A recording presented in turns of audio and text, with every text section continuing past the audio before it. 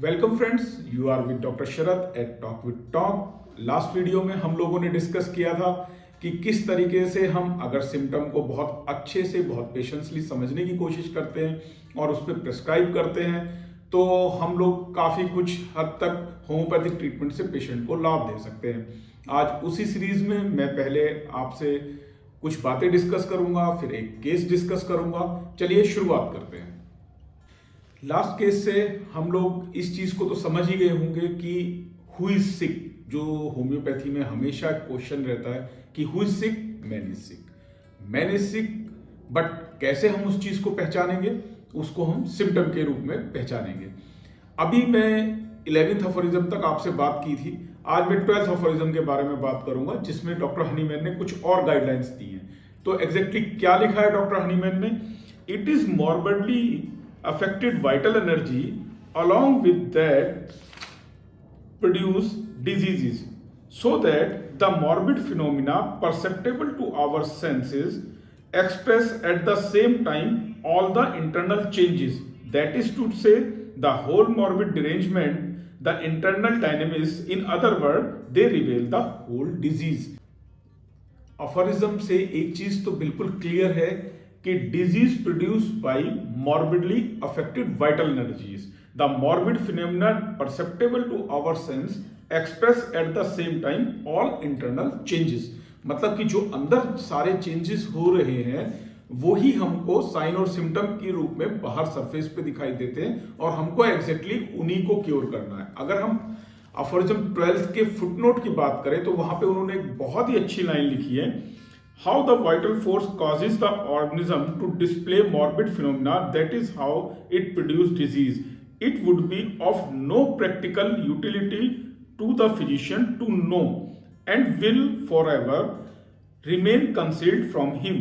The only what is necessary for him to know of the disease and what is fully sufficient for enable him to cure it has the Lord of life revealed to his senses। जब हम 12th aphorism को पढ़ लेते हैं तो उसके बाद जब हम 13th अफोरिज्म पे चलते हैं तो वहां पे डॉक्टर हनीमैन ने एक सरकाज़्म भी लिखा है जो सो कॉल्ड हमारा मॉडर्न साइंस ट्रीटमेंट है, उसको भी मैं यहाँ पढ़ना चाहूंगा। देखिए, मेरा किसी के लिए कोई क्रिटिसिज्म नहीं है, मैं सिर्फ जो मेरी बेस बुक है मैं उसकी बात कर रहा हूँ, तो यहाँ कोई भी क्रिटिसाइज महसूस ना करे। जो मैंने बेस बुक से पढ़ा है मैं सिर्फ उसकी बात करता हूँ। तो शुरू करते हैं। देयरफॉर डिजीज, यहां उन्होंने साथ में एक लाइन और लिखी है, that does not come within province of manual surgery consider as it is by the allopathist as a thing separate from living whole from the organism at its animate vital force and hidden in the interior, be it of ever so subtle a character is an absurdity that could only be imagined by the mind of materialistic stamp and has for thousands of years given to prevailing system of medicine all those pernicious impulses that have made it a truly mischievous art। Simplify way में वो ये कहना चाह रहे हैं कि जो disease है उसे हमेशा एक मेटेरियलिस्टिक स्टैंप देना एक मूर्खतापूर्ण कार्य है जो कि सदियों से चला आ रहा है। अगेन आई एम सेइंग कि मेरी बुक ये लिखती है, मैं किसी चीज का कोई डिस्क्लेमर नहीं दे रहा हूं यहाँ पे। अब डॉक्टर हनीमैन ने एक पॉइंट लिखा, कुछ सरकाज़्म दिया, लेकिन उसके बाद साथ साथ 14th अफोरिज्म में वो समझाते हैं कि फिर क्योर एग्जैक्टली क्या करना है। तो यहाँ पे वो लिखते हैं, there is in the interior of man nothing morbid that is curable and no visible morbid alteration that is curable, which does not make itself known to the accurately observing physician by means of morbid sign and symptoms। क्या है वो? An arrangement in perfect conformity with the infinite goodness of all wise preserver of human life। तो simple भाषा में इसको ये समझ सकते हैं, हमको सिर्फ साइन एंड सिम्टम्स पे ही हमेशा कंसंट्रेट करना है। इस बात को हम आगे करेंगे कि साइन और सिम्टम्स में भी किसको ज्यादा वैल्यू देनी है। स्टार्ट फ्रॉम द बिगनिंग या राइट फ्रॉम द बिगनिंग हम लोग हमेशा साइन सिम्टम्स की ही बात कर रहे हैं, लेकिन यहाँ पे कुछ मेरे पास भी डीएम इस तरीके के आए कि अगर हम सिंगल सिम्टम जैसे कि आपने उस केस में लिया, तो ये तो एक तरीके से आपने वन साइडेड स्टाइल में आपने सिम्टम लिया। मैं यहाँ आपको बताना चाहूंगा कि that was not the one sided symptom, क्योंकि हम लोगों ने जो मैंने उसमें केसेस में आपको दिखाने की कोशिश की, सिम्टम जरूर अकेला था, लेकिन वो symptom man as a whole complete कर रहा था, क्योंकि वो उसमें उसकी जो सेंसेशन है उसको भी कवर कर रहा था, उसकी जो फिजिकल फीलिंग है उसको भी कवर कर रहा था, प्लस फिजिकल सिम्टम को भी कवर कर रहा था। इसलिए सिम्टम देखने में अकेला था, लेकिन वो वन साइडेड नहीं था। यहां पे अगर वन साइडेड की पैलिएशन के लिए जो कुछ लोग सिंगल सिम्टम पे काम करते हैं, जो इसके लिए डॉक्टर हनीमैन ने ऑलरेडी 7th के फुटनोट में लिखा है कि किस तरीके के सिम्टम्स जो हैं पैलिएशन की तरफ जाएंगे और उनसे हमें बचना है। तो उन्होंने साफ साफ लिखा है कि जो ये अपने आज की लैंग्वेज में हम समझ सकते हैं कि जिस तरीके से डायग्नोसिस, अगर हम केवल डायग्नोसिस के बेस पे किसी सिम्टम को सेलेक्ट करके उस पर मेडिसिन देंगे, तो that is the palliative mode of medicine. अब मैं आगे इस चीज को आगे बढ़ाते हुए एक केस के एग्जांपल से आप लोगों से इसको और क्लेरिफाई करने की कोशिश करूंगा। In our day to day practice हम लोगों को केसेस आते हैं जब हम लोग क्योर करते हैं, जितने भी होम्योपैथिक फिजिशियंस हैं, अगर हम हमेशा उसको अपनी ऑर्गन्स से एक उसका रिलेशन बना के देखें, तो हमको क्लियर हो जाता है कि एफोरिज्म में लिखी हुई एक एक बात बिल्कुल परफेक्ट है, और इवन 200 ईयर्स के बाद भी आज भी वो परफेक्ट है। इसका एक बहुत अच्छा एग्जांपल बताता हूं आपको। एक लेडी मेरे पास अभी 4 या 5 मंथ्स बैक एक आई, 35 अराउंड 31 to 35 के बीच में उनकी एज थी। She was have complain of temperature, very high grade temperature with pallor on the face and body and icterus you can say, है ना, और वेरी मच डल, वेरी मच चिली। वो बाहर से जैसे मेरे पास अंदर आए तो वो इतनी ज्यादा डल थी कि टेबल पे आके वो सिर रख के बैठ गए। मतलब एनर्जी बॉडी में थी नहीं, ठंड लग रही थी बहुत ज्यादा। उस टाइम में भी मुझे लगता है सितंबर या अक्टूबर का महीना उस समय रहा होगा, तो वुलन शॉल से अपने आप को कवर किया हुआ था। जब बात की मैंने तो वो बोलने की भी स्थिति में नहीं थी, लेकिन जब उनसे बात होनी शुरू हुई तो उन्होंने बताया कि मैं कहीं बाहर घूमने गई थी अपने हस्बैंड के साथ, वहां से लौटे हैं तो सेम डे ही मुझको फीवर आ गया, और फीवर इतना सीवियर है कि बहुत जबरदस्त, हमेशा ठंड लगती है, हमेशा फीवर बहुत हाई ग्रेड रहता है, और day by day body deteriorate होती जा रही है। साथ साथ उन्होंने ये भी डिस्कस किया मुझसे कि उसके बाद मेरे साथ मुझे अभी मेरा जो पीरियड टाइम है वो भी स्टार्ट हो गया है, तो मैं बहुत ही ज़्यादा इस समय डल हूँ। बॉडी देखने में जिस समय उनकी तरफ देखा, या बॉडी जो पूरी थी एग्जैक्टली येलो बॉडी थी उस समय। मतलब ऑब्वियसली जब येलो है तो हम समझ सकते हैं स्क्लेरा और उसको चेक करके कि जॉन्डिस तो डेवलप हुआ ही है, लेकिन सिर्फ जॉन्डिस बोलने से या कहने से तो बात नहीं चलती है। लेकिन जितना बॉडी पे डिस्कलरेशन था वो एक नॉर्मल जॉन्डिस नहीं लग रहा था।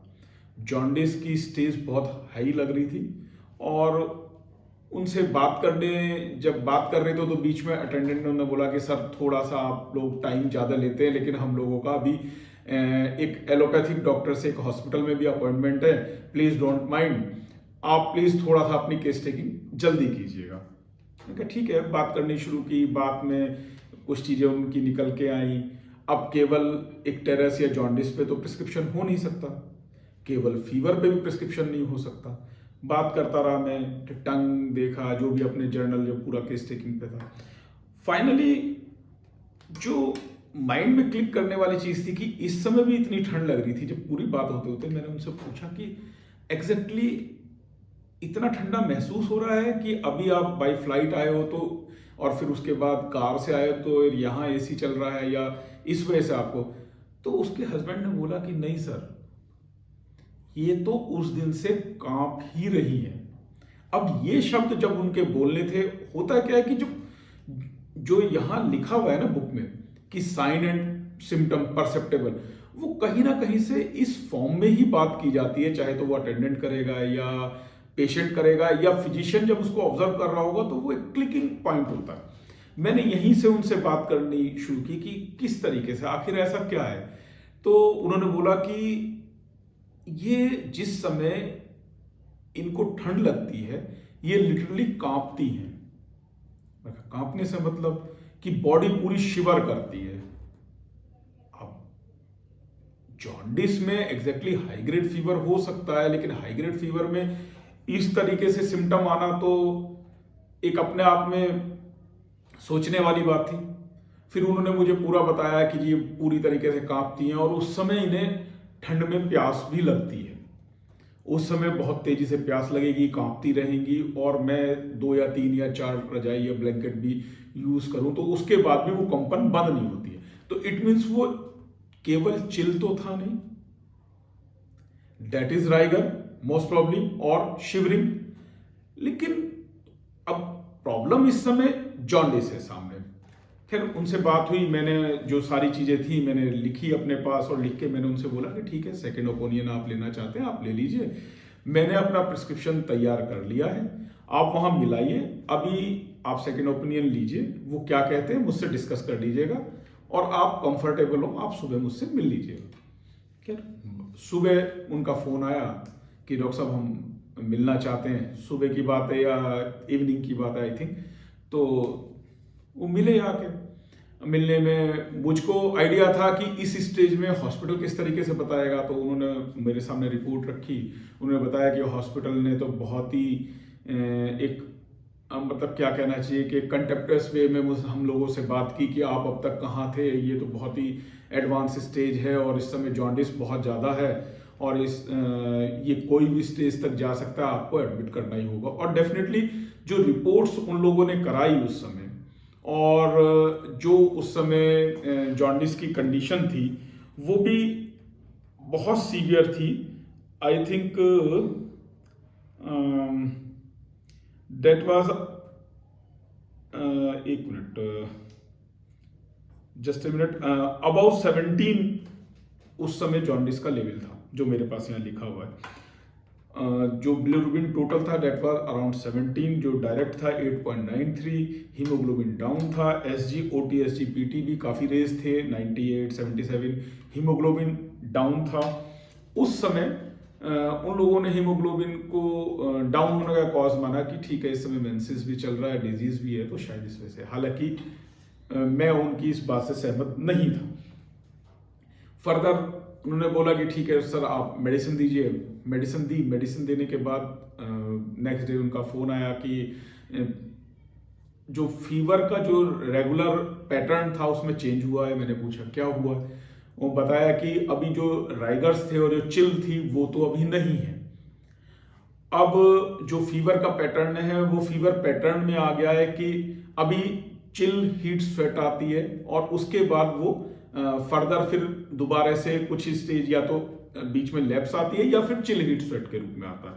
और फीवर का जो हायर पॉइंट था जो उधर 103 104 तक भी था उस समय, वो अभी 102 आ गया, लगभग 2 डिग्री का डिफरेंस उसमें आ गया। ठीक है, अच्छा है। तो उसी दिन पेशेंट ने शाम को रिपोर्ट दोबारा कराई, और जो ड्रास्टिक चेंज था, जो एक दिन या 2 दिन पहले जो बिलिरुबिन 17.30 था, डेट कम डाउन टू 5.77, और direct is 3.02 and indirect is 2.75।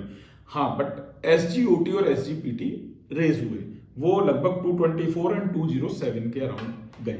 तो उनका एक क्वेश्चन था कि ये लीवर एंजाइम्स बढ़ रहे हैं। मैंने कहा ठीक है, ये तो थोड़ा सा इंक्रीज होंगे ही होंगे, जब इस तरीके की स्टेज आती है, हेमोलाइसिस होता है तो उसमें SGOT SGPT इंक्रीज होते ही होते हैं।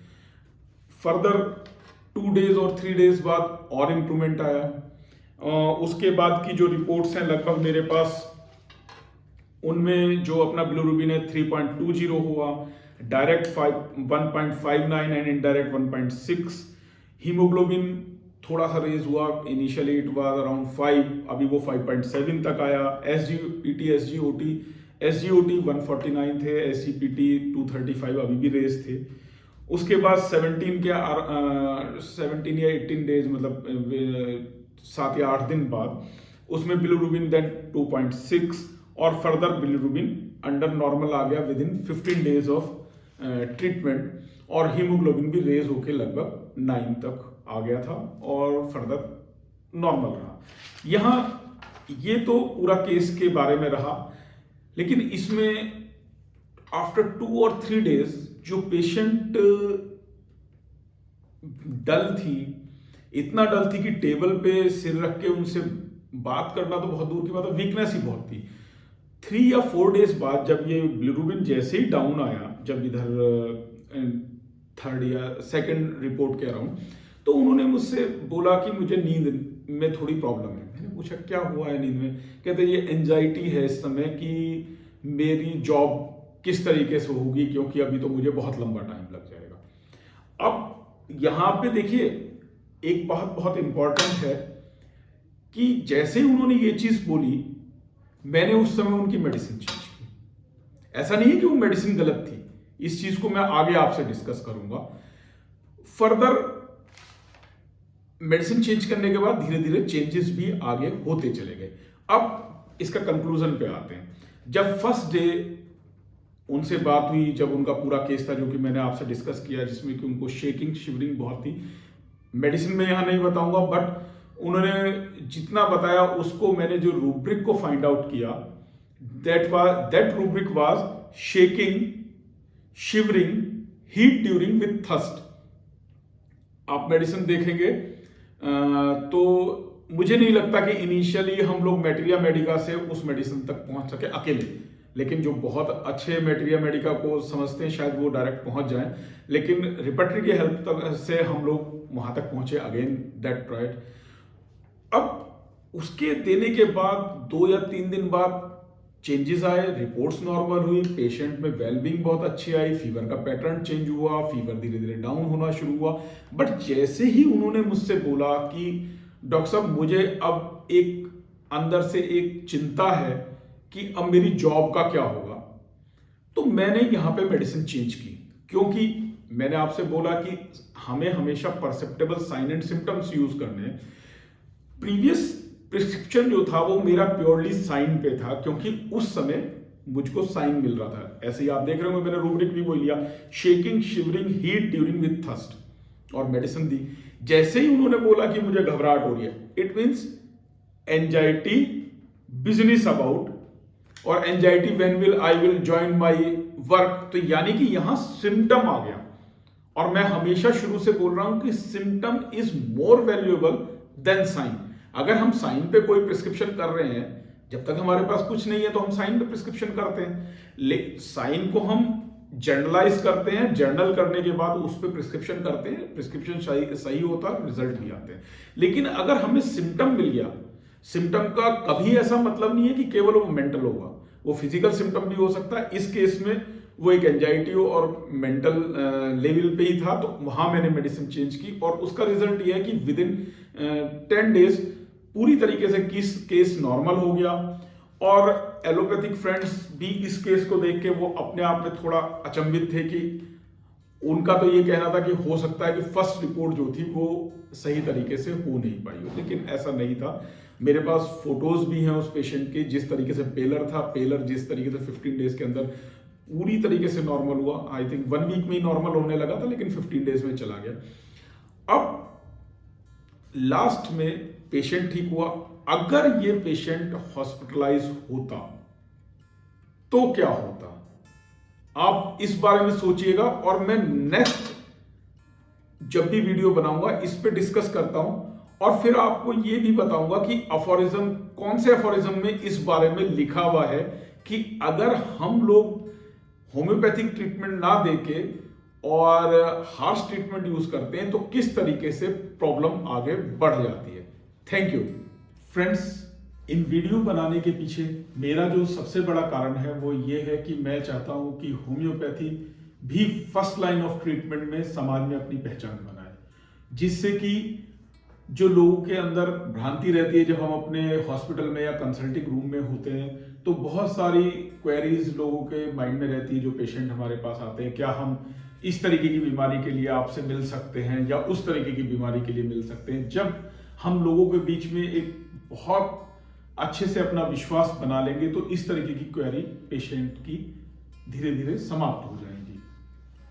साथ ही साथ जो हमारे कलीग्स हैं, जो बडिंग होम्योपैथ्स हैं, जो बाकी फिजिशियंस हैं, अगर उन लोगों से भी मैं अपने एक्सपीरियंस शेयर कर सकूं और अगर किसी की क्वेरी है तो उसको सॉल्व कर सकूं, क्योंकि ऑलरेडी बहुत सारी क्वेरीज पहले से मेरे पास आती थी जिसको मैंने सॉल्व करने की इन वीडियोस के द्वारा मैं कोशिश कर रहा हूं और एक सीक्वेंस में कोशिश की है कि जिससे कि एक सीक्वेंस बने कि किस तरीके से एग्जैक्टली हमें इस ट्रायड को मैच कराना है जिससे कि हम मैक्सिमम से मैक्सिमम रिजल्ट दे सके। अगर आप सभी लोगों को मेरी वीडियोस पसंद आ रही हैं तो कृपया do like, share and subscribe my YouTube channel talk with talk.